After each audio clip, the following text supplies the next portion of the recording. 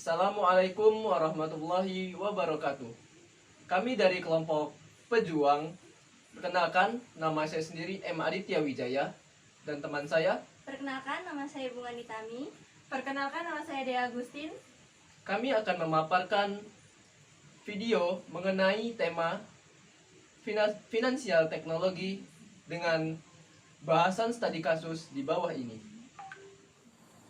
Baik, teman-teman, sebelum kita membahas tentang studi kasus, perlu kita ketahui tentang fintech. Fintech merupakan pengguna teknologi dalam sistem keuangan menghasilkan produk, layanan, teknologi, maupun bisnis baru. Fintech berdasarkan syariah diatur dalam Fatwa DSN MUI nomor 117 tahun 2018 tentang layanan pembiayaan teknologi informasi berdasarkan prinsip syariah. Lalu, jenis-jenis fintech terbagi menjadi 5. Yang pertama ada crowdfunding, kedua ada digital payment system, ketiga ada market aggregator, keempat ada P2P lending, dan terakhir ada microfinancing. Selanjutnya ada layanan fintech bagi UMKM, terbagi menjadi 3. Yang pertama pinjaman modal. Fintech hadir dalam menyediakan pinjaman online seperti Modalku dan Pinjam.com. Yang kedua yaitu ada layanan pembayaran digital seperti e-wallet, kris, Dana. Dan yang ketiga ada layanan pengaturan keuangan dalam perusahaan fintech yaitu seperti Dompet Sehat dan ngaturduit.com. Baik teman-teman semua, saya akan melanjutkan materi dari teman saya. Saya akan membahas tentang perkembangan finansial teknologi syariah di Indonesia. Data ini saya ambil dari Otoritas Jasa Keuangan pada bulan Mei sampai dengan bulan Juli 2021. Berdasarkan data yang saya tampilkan di video, maka jumlah penyelenggara dalam bulan Mei sampai dengan bulan Juli itu tetap berjumlah 9 penyelenggara. Dan dalam perkembangan fintech syariah sendiri, itu mengalami kenaikan yang signifikan setiap bulannya. Hal itu bisa kita simpulkan bahwa fintech syariah itu mengalami peningkatan di dalam neracanya, dan dapat dikatakan bahwa fintech syariah di Indonesia ini dapat bertumbuh dengan sangat baik. Lalu, saya akan membahas terkait dengan peluang serta tantangan dalam fintech syariah sendiri. Yaitu yang pertama terkait dengan peluang. Berbicara tentang peluang, finansial teknologi dapat membawa peluang dan potensi besar dalam perkembangan UMKM, terutama dalam e-commerce dan startup, perusahaan startup.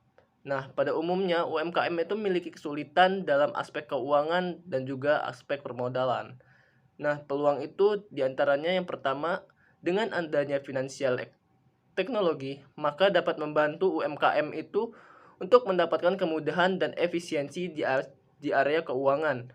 Sebagian besar pelaku UMKM belum memahami bagaimana melakukan pembukuan, dan yang kedua, adanya fintech itu dapat membantu dalam pengelolaan keuangan, yaitu mulai dari digitalisasi laporan keuangan, teknologi pembayaran maupun pinjaman berbasis online maupun smartphone. Lalu apa sih tantangan terhadap finansial teknologi sendiri? Yang pertama itu di dalam infrastruktur. Kenapa sih infrastruktur menjadi tantangannya? Nah, pada saat ini kan kita ketahui bahwa infrastruktur di Indonesia ini belum dirasakan oleh semua kalangan di daerah-daerah yang ada di Indonesia, terutama dalam daerah-daerah pedesaan. Dalam pedesaan itu teknologi itu belum secara menyeluruh masuk ke dalam pedesaan. Contohnya, dalam bidang internet itu belum seluruhnya bisa masuk di dalam pedesaan itu atau memiliki akses internet yang sangat baik di dalam pedesaan. Lalu yang kedua itu sumber daya manusianya. Nah, dengan terbatasnya kemampuan yang dimiliki oleh masyarakat pedesaan dalam mengaplikasikan finansial teknologi itu di daerahnya. Nah, itu bisa membuat penyebaran finansial teknologi itu menjadi terhambat. Nah, kondisi itu juga bisa membuat pemerintah itu untuk sulit mengembangkan finansial teknologi di daerah tersebut, dikarenakan kurangnya tenaga yang dapat menunjang keberlangsungan perekonomian modern. Seharusnya penyediaan sumber daya manusia itu dapat lebih baik lagi. Nah, selanjutnya yang ketiga yaitu kurangnya literasi keuangan. Masyarakat daerah pedesaan sebagian besar belum mengenal istilah finansial teknologi secara menyeluruh, tentang bagaimana cara penggunaannya, apa saja manfaatnya, keuntungannya, dan tujuan yang dapat diperoleh dari penggunaannya. Dikarenakan kurangnya literasi tersebut, pemerintah dalam mengenalkan sistem keuangan itu yang sangat baik itu. Oleh karena itu, pemerintah memerlukan langkah-langkah sosialisasi dan diskusi melalui jejaring sosial media, baik untuk mendapatkan perhatian masyarakat maupun sebagai upaya mencari masukan demi perbaikan sistem yang ada. Akibat rendahnya pengetahuan literasi keuangan tersebut, itu dapat membuat masyarakat tidak mempunyai perencanaan dalam pengelolaan keuangan yang baik. Mungkin itu saja materi yang dapat saya sampaikan. Selanjutnya akan dijelaskan oleh teman saya. Selanjutnya yaitu peran milenial sebagai agent of change. Yang pertama ialah untuk membuka pikiran para masyarakat umum maupun pelaku UMKM. Karena sebagai agent of change tentu saja kita harus memiliki pikiran yang terbuka akan informasi baru yang diterima. Selanjutnya yang kedua ialah untuk mengembangkan dan menekankan pemahaman bahwa sebagai agent of change tentu saja kita harus berperan aktif dan turut serta atas segala perubahan dan kemajuan yang dihadapi. Yang ketiga ialah untuk mengembangkan kreativitas untuk membangun ide bisnis yang inovatif guna keberlangsungan bisnis itu sendiri ke depannya serta sustainable yang semakin meningkat.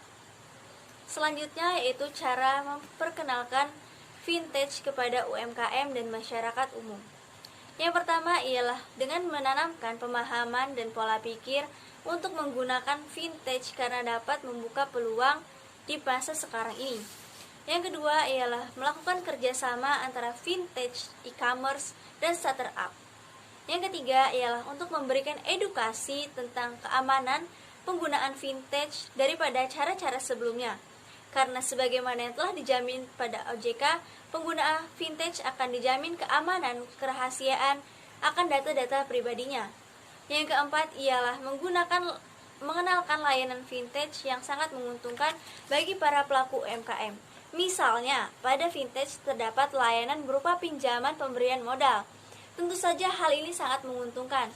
Sebagaimana yang kita ketahui bahwa pada saat pandemi saat ini, tentu saja para pelaku UMKM mengalami penurunan modal yang dimilikinya dan diperlukannya pembiayaan untuk mempertahankan kegiatan usahanya.